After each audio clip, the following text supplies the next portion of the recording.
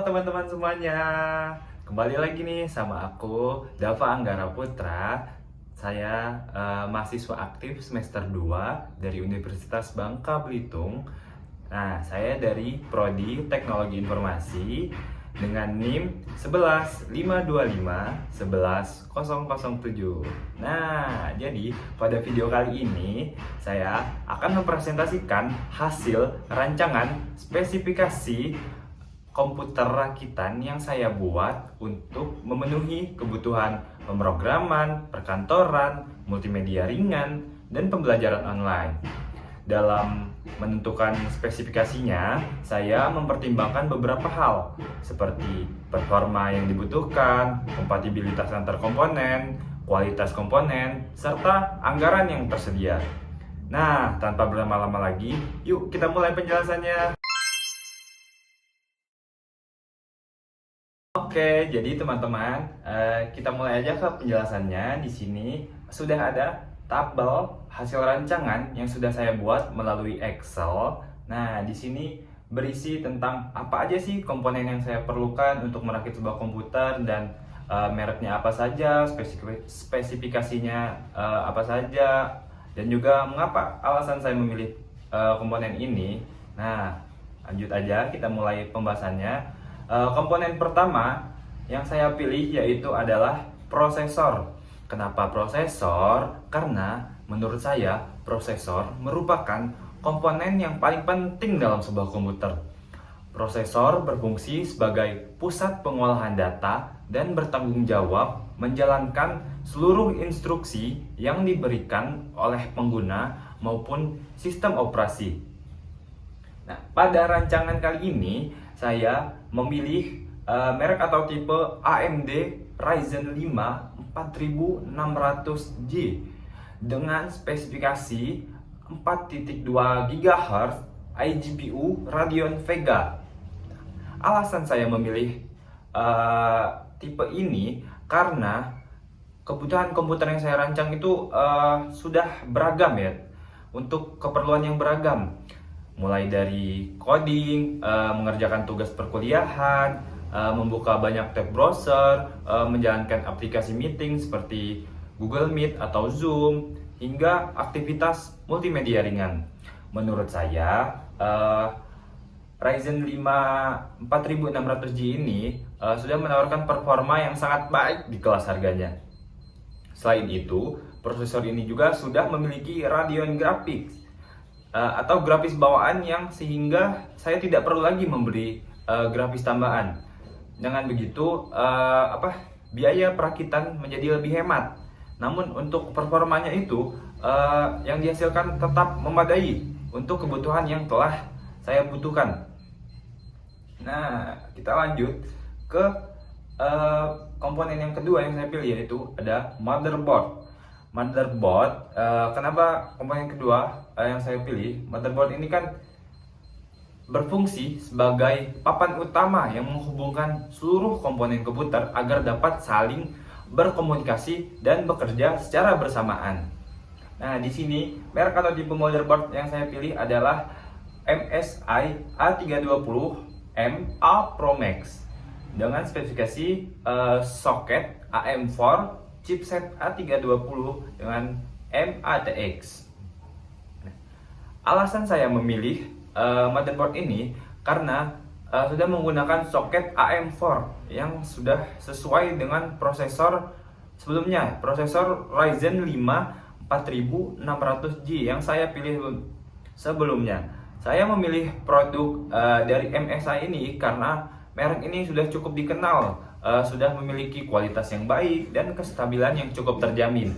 Selain itu, motherboard ini sudah mampu mendukung kebutuhan komputer yang saya rancang tanpa harus mengeluarkan biaya yang sangat besar. Menurut saya, untuk kebutuhan pemrograman, perkantoran, dan multimedia ringan ini, motherboard ini sudah sangat cukup, sudah sangat lebih dari cukup bahkan, teman-teman. Nah, kita lanjut ke komponen yang ketiga, yaitu ada RAM. RAM di sini berfungsi sebagai tempat penyimpanan sementara untuk data yang sedang diproses oleh prosesor. Untuk merek atau tipe RAM yang saya pilih di sini ada Corsair Vengeance LPX dengan spesifikasi 16GB DDR4 3200 MHz. Nah, alasan saya memilih tipe RAM ini karena sudah memiliki kapasitas 16GB. Karena saya membayangkan komputer ini akan digunakan untuk menjalankan aplikasi banyak secara bersamaan. Saat melakukan coding, biasanya saya sebagai pengguna ini sering membuka aplikasi tambahan seperti untuk membuka browser, dokumen, dan aplikasi lainnya. Dengan kapasitas 16GB ini, aktivitas tersebut dapat dijalankan secara lancar tanpa ada hambatan dari yang mengganggu performa komputer. Nah, jadi saya memilih tipe Corsair di sini karena merek ini juga sudah cukup terkenal memiliki kualitas RAM yang baik dan kompatibilitas yang tinggi dengan berbagai jenis motherboard dan prosesor. Selanjutnya ada storage utama. Storage utama di sini SSD ya teman-teman ya. SSD ini berfungsi sebagai media penyimpanan utama yang digunakan untuk menyimpan sistem operasi, aplikasi, dan berbagai data penting. Saya memilih untuk SSD di sini menggunakan merek Kingston NV2. Sudah dengan spesifikasi SSD NVMe dengan 512GB, sudah PCIe Gen 3. Saya memilih SSD ini karena kecepatan baca dan tulisnya jauh lebih tinggi dibandingkan hard disk biasa. Dengan SSD proses booting komputer menjadi lebih cepat. Proses bootingnya menjadi lebih cepat ya teman-teman ya. Aplikasi dapat dibuka dengan lebih responsif dan proses transfer data menjadi lebih efisien. Saya memilih merek Kingston juga karena merupakan salah satu merek yang cukup dikenal di bidang media penyimpanan dan memiliki reputasi yang baik dalam hal kualitas serta keandalan produknya. Kita lanjut ke storage tambahan. Storage tambahan di sini ada hard disk. Hard disk atau merek atau tipe yang saya gunakan yaitu ada Seagate Barracuda. Seagate Barracuda dengan spesifikasi HDD 1TB sudah 7200 RPM. Nah, lagi-lagi kenapa saya memilih merek atau tipe ini? Saya memilih merek atau tipe ini gara-gara sudah 1TB. 1TB ini sudah sangat cukup besar untuk menyimpan berbagai file tanpa harus khawatir kehabisan ruang penyimpanan. Menurut saya kombinasi SSD dengan hard disk ini merupakan pilihan yang sangat ideal karena SSD tadi memberikan kecepatan, sedangkan di hard disk ini ada HDD ini memberikan kapasitas penyimpanan yang lebih besar dengan harga yang lebih terjangkau. Oke, kita langsung aja lanjut ke power supply. Komponen selanjutnya itu power supply. Power supply di sini saya memilih merek atau tipe Cooler Master MVA. Nah, power supply di sini kan dengan 450 watt 80 plus bronze. Oke, jadi kenapa saya membutuhkan power supply? Nah, power supply di sini kan berfungsi menyalurkan daya listrik ke seluruh komponen komputer agar dapat bekerja dengan baik. Tanpa power supply itu pasti bakal kurang ya teman-teman ya. Jadi untuk power supply di sini, kenapa saya memilih tipe yang ini, Cooler Master MVA dengan 450 watt 80 plus bronze ini? Karena alasan saya memilih ini karena sudah 450 watt teman-teman. 450 watt itu sudah sangat cukup untuk memenuhi kebutuhan seluruh komponen yang digunakan dalam komputer ini. Selain itu, saya memilih tipe Cooler Master karena merupakan merek yang cukup dikenal dalam dunia komputer dan memiliki reputasi yang baik dalam menghasilkan power supply yang stabil dan aman digunakan. Menurut saya, power supply yang berkualitas itu sangat penting dan sangat berpengaruh karena keamanan dan umur dari komponen komputer itu bisa jadi lebih lama ya teman-teman ya. Oke, lanjut kita untuk ke komponen yang selanjutnya, yang ketujuh, yaitu ada casing. Nah, kenapa saya butuh casing di sini?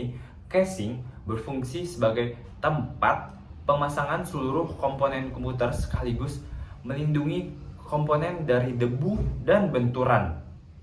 Saya di sini memilih merek atau tipe Tecware Nexus Air. Tecware Nexus Air dengan spesifikasi mid tower airflow design. Nah, alasan saya memilih merek ini atau spesifikasi ini karena sekali lagi teman-teman, casing ini sudah memiliki desain airflow yang baik sehingga sirkulasi udara di dalam komputer dapat berjalan dengan lancar. Menurut saya, suhu komponen yang stabil sangat penting untuk menjaga performa dan daya tahan komputer dalam jangka panjang. Selain itu, desain casing ini juga cukup menarik dan memiliki ruang yang cukup untuk memasangkan seluruh seluruh komponen yang saya gunakan. Lanjut, kita lanjut ke pembahasan monitor. Nah, di sini layar monitor teman-teman ya. Layar monitor ini kan berfungsi sebagai perangkat output yang digunakan untuk menampilkan hasil kerja kita, hasil kerja komputer kepada pengguna. Jadi saya memilih monitor tipe LG 22MK 400HB dengan spesifikasi 22 inch, sudah Full HD, sudah TN panel. Nah, alasan saya memilih monitor ini karena ukurannya sudah 22 inch teman-teman. Itu sudah cukup nyaman sekali digunakan untuk kita ngoding, untuk mengerjakan tugas, untuk membuat laporan, dan mengikuti pembelajaran online dan lain-lain teman-teman. Selain itu, resolusi Full HD juga menghasilkan tampilan yang lebih tajam sehingga lebih nyaman digunakan dalam jangka waktu yang lama. Saya memilih tipe LG juga karena merek ini juga sudah cukup terkenal di bidang monitor dan memiliki kualitas produk yang baik teman-teman. Oke, lanjut kita lanjut ke pembahasan komponen ke-9 yang saya pilih, yaitu ada keyboard dan mouse. Keyboard dan mouse. Di sini saya memilih komponen ke-9. Keyboard dan mouse ini berfungsi sebagai alat untuk memberikan perintah kepada komputer. Keyboard dan mouse ini kita sangat-sangat perlulah teman-teman ya. Tidak usah ditanyakan lagi kenapa. Jadi merek atau tipe di sini yang saya pilih adalah Logitech. Logitech dengan spesifikasi wireless combo dan sudah USB receiver. Alasan saya memilih Logitech kenapa teman-teman ya dengan merek ini, karena merek ini sudah terkenal memiliki kualitas yang baik serta nyaman digunakan dalam jangka waktu yang lama. Selain itu, penggunaan teknologi wireless dengan spesifikasi wireless combo ini juga membuat meja kerja menjadi lebih rapih karena tidak terlalu banyak kabel yang digunakan, tidak memenuhi meja-meja, jadi lebih rapih teman-teman ya. Nah, kita lanjut ke komponen yang terakhir yang saya pilih, yaitu ada UPS. UPS di sini berfungsi sebagai sumber daya cadangan ketika terjadi pemadaman listrik secara tiba-tiba mati listrik, kalau tiba-tiba token kita habis. Jadi UPS ini sebagai sumber daya cadangan.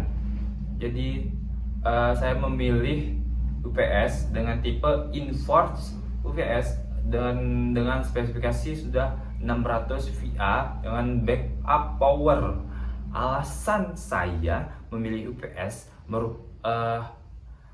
karena UPS itu merupakan komponen yang cukup penting, teman-teman. Cukup paling kadang kita hiraukan ini, teman-teman. UPS ini merupakan komponen yang cukup penting karena dapat membantu melindungi data yang sedang kita kerjakan. Misalnya kita lagi buat sesuatu, sedang mengerjakan sesuatu, ketika jadi pemadaman listrik, kayak tiba-tiba nih listrik mati, UPS ini dengan adanya UPS masih dapat memberikan daya sementara sehingga pengguna memiliki waktu untuk menyimpan apa yang sedang kita kerjakan dan mematikan komputer kita dengan aman.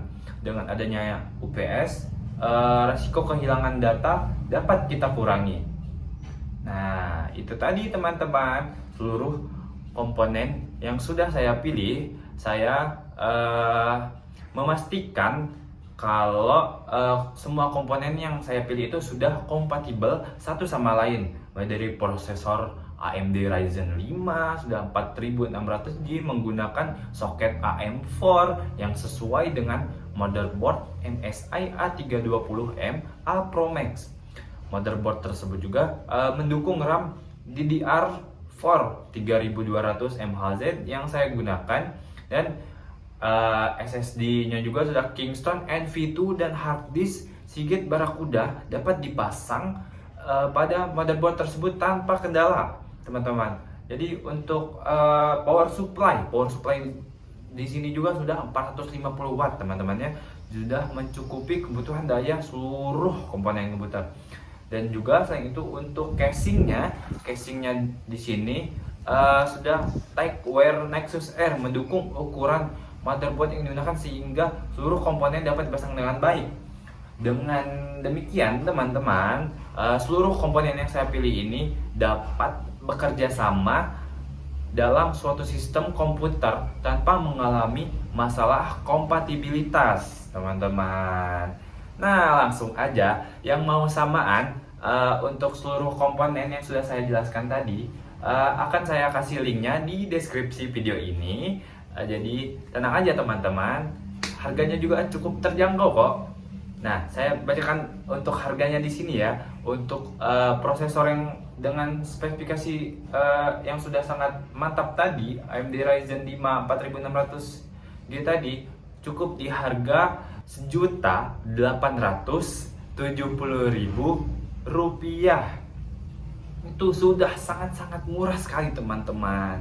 Untuk motherboard juga di harga Rp885.500. Untuk RAM Rp730.000. Untuk SSD sudah Rp685.800. Untuk hard disk HDD di sini dengan harga Rp699.000. Power supply di harga Rp375.000. Casing di harga Rp659.000. Monitor di harga Rp1.467.750. Keyboard dan mouse di harga, sudah sepaket ya teman-teman, di harga Rp315.000. Dan UPS tadi di harga Rp485.500. Jadi setelah saya total teman-teman, untuk harganya ini sudah sangat terjangkau dengan harga Rp8.172.550.